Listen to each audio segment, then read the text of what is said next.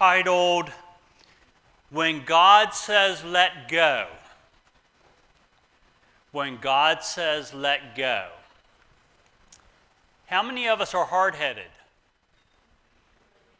Okay. This may be for all of us. When God says, let go of the worries, let go of the jealousies, let go of the addictions. When God says, let go of the fears. When God says, let go of the things you can't control. When God says, let go of, and I left that blank. I left that blank for a reason, because what do you need to let go of? Only you know that personally. It's between you and God. I'm going to ask you several questions as we go, and interaction with me, I love that because it sort of helps me a little bit. But my question is, and you don't have to answer it, but I'm going to ask a question. If we profess to be a child of God, why is it so hard for us to let go? Did you ever think about that? Why don't we just do it immediately? Because we have to be in control. This morning, my message is going to be, it's going to come from Hebrews chapter 11, verses 17 through 19. Just about everybody in this congregation will understand or know the story. But I had a really, really dark week a week ago. And I'm telling you, it was dark. I had one of those weeks where I can't just. And I didn't understand truly why. But this morning, or as I got a phone call Monday morning, and it was from a dear friend of mine, and he says, Doc, Pastor Gary would like to travel this week. Who do you think we could get, or do you have an idea of who we could get to fill in? And my words exactly was to him wasn't it my job? And he said, well, but if there's somebody there and you want. So obviously, as you can see what the end result was. This morning I want to talk to you about a man named Abraham. Anybody heard the name Abraham in the Bible? What a story. Abraham was 70 years old when God went to him, and God had a plan for Abraham. But Abraham wanted a child. He really wanted a son. Right, men? He really wanted a son. At 70 years old, God told him, you know what I'm going to do for you? I'm going to give you a son. I'm going to give you a child. Abraham's thinking, yes, all right, it's going to happen. And it did happen. How long did it take for it to happen? 30 years. 30 years. Now you say, okay, Abraham had a baby at 30 years old. Abraham did not have a baby at 30 years old. Sarah had a baby at 90. How many of you women out here could say, at 90 years old, Grandma, you're the closest to 90 as anybody in here. I can see you, Grandma, at 9 months pregnant, as little as you are, every time you bend over, you'd be like a little roly-poly. How many of you men would want to become a father at the age of 100? I couldn't do it. So I'm going to jump around a lot, and that's sort of how I think. But God told him, I'm going to bless you with a child. But did he give him any details? He didn't give him the details, other than you will become a father. What has God told you to do? You know, not every one of us are called to be a pastor. And God bless you, Pastor Gary, because I couldn't do what you do on a full-time basis. But you know, God has commanded us that we have things that we must do if we're a child of God. If we're not a child of God, then you're a child of the devil, and you're going to do what the devil wants you to do.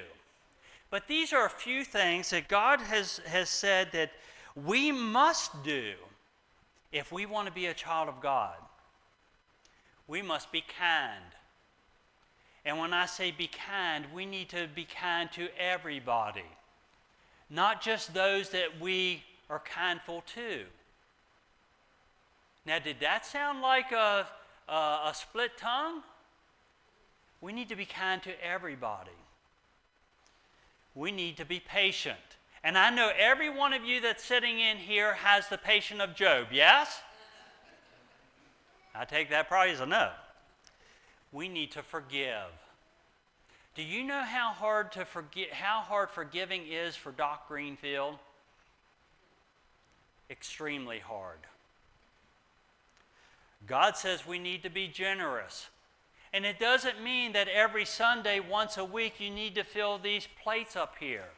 Generosity comes in so many different forms. God has called us to have faith. How many of you have problems struggling with your faith? I'll be the first one to raise my hand because I do. We have to be more than conquerors. That one you got to think about just a little bit. We have to be agents of healing. That doesn't mean we have to be a doctor, a brain surgeon, or a physical therapist or whatever. Healing comes in many ways. And healing, if you follow what he has commanded before healing, what I just said, if we can do that, we are helping somebody to heal from a situation. What things has God called you to do as a personal person? Everybody has an individual outcome. Let's look back on Abraham, because in order for me to get the message through, you have to understand where we're at. I'm going to read only one verse of what we're going to preach about, and it's going to be Hebrews 11, chapter 11, verse 17. By faith, Abraham. By what? By faith, Abraham, when he was tested, he offered up Isaac. And he who had received the promises was in act of offering his only son. He offered his only son as a sacrifice. Now you're going to say, well, wait a minute, Doc. You don't have all your ducks in a row, because Isaac was not the only son of Abraham. If you remember, Sarah became very impatient. Not only was Abraham going to have a son, but Sarah had to play a part in it. Sarah wanted it on her terms. Sarah wanted the details. Sarah couldn't let her thoughts, she couldn't let them go. So what does she do? She has one of her maidservants, and I think the Bible may have called it something else, Hagar. And she said, Abraham, you want a child? God wants you to have a child? Then I'm going to hand you over to my house servant or maidservant or whatever she was. You can have a child through her, and I will be really happy with that. How did that turn out? That didn't turn out too swell, did it? But at this time, things didn't go well with Ishmael, and Abraham and Ishmael separated, and God provided Abraham with an only son named Isaac. He was supposed to offer Isaac up as a sacrifice that he waited 100 years to have. Let that sink in for a second. I couldn't wait until Joanne and I could have a child. I wanted a child. It took us 4 years. It didn't take us 100 years, I can promise you that. How many of you right now, if God said, and you know it's God's voice, and God said, Carolyn, this is God. I want you to take your only child, Megan, and I want you to offer her up as a sacrifice. And back in them days, it was brutal. Would you do it, or would you want the details? You don't have to answer that. Because I would have problems if God told me that I had to offer up either one of my kids or my grandkids or my wife or my favorite mother-in-law. I would want the details, I can promise you that. Now, some of you parents, from time to time, say, good Lord, take this brat away from me. But how many of you really meant that? Probably not a single one of you. Now, in order for you to get the entire picture, you have to understand that Abraham was 70 years old when God came to him and said, I want you to uproot your family, your friends, your house of worship and everything, and I need you to go to a place called Canaan. Charles, help me out with it. Canaan, I got it. At 70 years old, I want you to pack all your bags and get out of this town. It's not too far. It's only 1,500 miles. Oh, and by the way, Google Maps hasn't been invented yet. And I can assure you that your camels do not have a GPS system. So you need to follow the stars, and you need to follow my word, and I will get you where you need to go. God didn't give him any details. He said, I want you to go, now go. And Abraham did it without the details. Ronnie, you have a beautiful daughter, and her name is Angel, if I understand, right? If Angel came to you at the age of 13 and says, Daddy, I want to go to the movies tonight, are you just going to say, yep, go? Or are you going to want the details? Let me change this a little bit. Jeannie, I'm going to ask you, would you tell Angel, yep, go ahead, I'm not going to worry about you? Or would you ask questions such as, what's the name of the movie? How are you getting there? Because I'm not taking you. Will they have popcorn? And if they do, how many pumps of butter are you going to put on that popcorn? What time will the movie end? Are you going to give her a set time to come home? I would hope that we are all parents like that we want the details. We are human beings. We are not God. Abraham wasn't given the details of the whys, the whats, and a little bit of the wheres. Abraham had to have an enormous amount of faith to be able to do that. So Abraham says, yep, God, I'm going to do it. So to Canaan, he goes off. But what did that mean? He had to let go. He had to let go. You know, this wasn't the third or the fourth or the fifth time that God called Abraham to do something that we have written knowledge of. I'm not saying over the 70 years that he didn't, but I didn't see that when I was studying this lesson. So if I say something that's out of sort, feel free to correct me. Probably the best way to do it. Call me to the side, Doc, you didn't speak right. This was the first time that God really gave Abraham an order. And he didn't have the details. Do you know how much trust, the more trust that you have in somebody, the less amount of details you have to have? The more you trust somebody, do you need all the details? Charles, did I ask for details? When you trust somebody, you know that they're going to come through for you. You know, a lot of times we get caught up in the traps of not having the faith that we should have.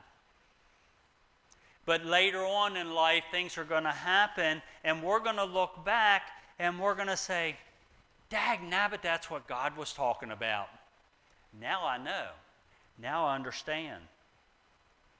Something that I learned as I was studying is there's many distinctions between God and the devil, obviously. But did you know that the devil cannot test you? Did you know that the devil does not have the authority to test us? I thought he did. But I was ignorant to the fact that the devil is only given permission to tempt us. How many times did Satan tempt Jesus? Not once did he test him. You know why? Because God said, you know what? I'm going to let you tempt as many people as you want, and however you want to tempt them. But I'm going to give you the details on how it's going to be. But God's the one who will test us. Satan tempted me so hard back not too far ago.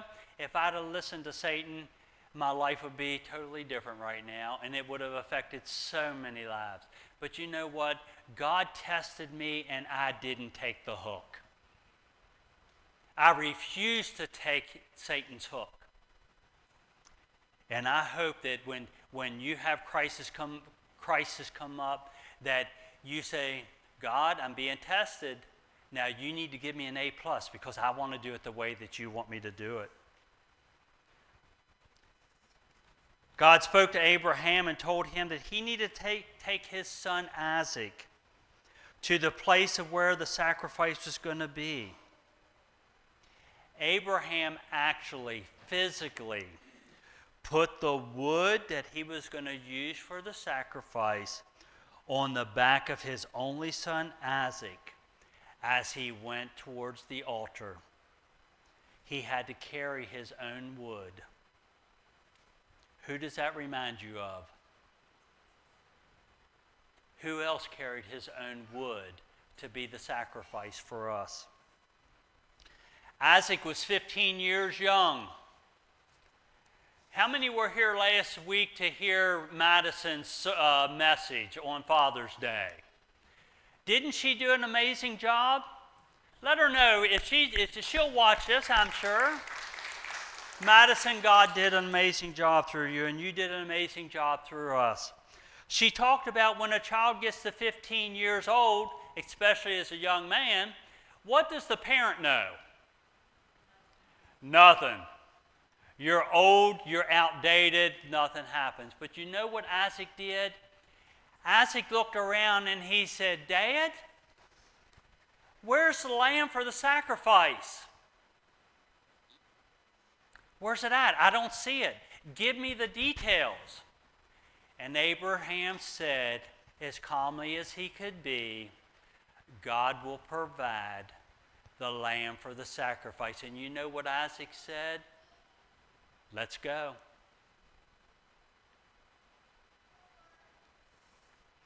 So we're to the part where Abraham bounds Isaac up.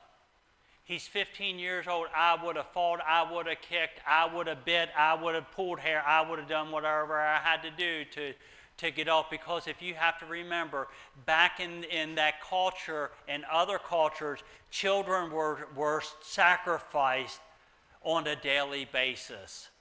So at 15 years old, you think that you're going to be a sacrifice, I'm pretty sure it's not going to go well. But Isaac said, let's go, Dad. Isaac's laying on the altar. Abraham reaches over and he picks up the knife.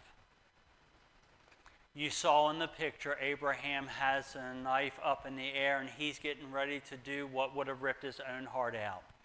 And as Abraham hears, Abraham! Abraham! Let go. Do not lay a finger on that boy.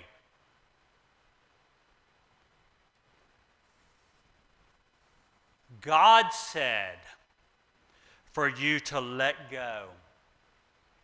And that very moment, Abraham let go of the knife. God told him, he said, now that I know I can trust you, you don't love him more than you love me.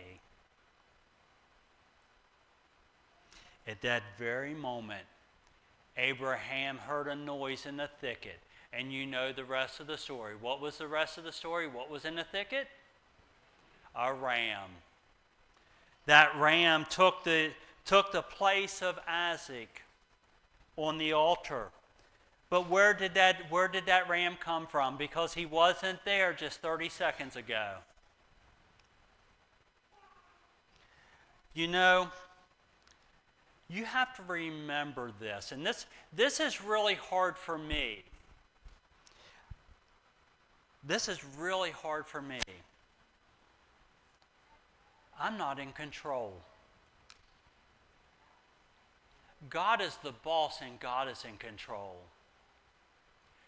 You know, if I'm playing cards in the card game of life and eternal life, I don't have a fifth ace up my sleeve. God has given me 4 aces. I don't have that fifth one to pull out and say, God, I'm going to trump you. I have learned that we're not that much different than Abraham. Well, maybe waiting until you're 100 to have a child. Yep, I don't think that we have to worry about that. We as humans have to have the details, but why? Because it's been ingrained in us. We have to know, in our society, and everything's at your fingertips and all of that. Do you really need to have all the details, or do you need to have the faith?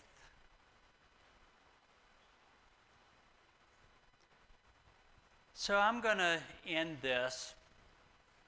I want to go back to what the questions that I asked you earlier. When God says let go of the worries, now what are you going to do? When God says let go of the jealousies, what are you going to do?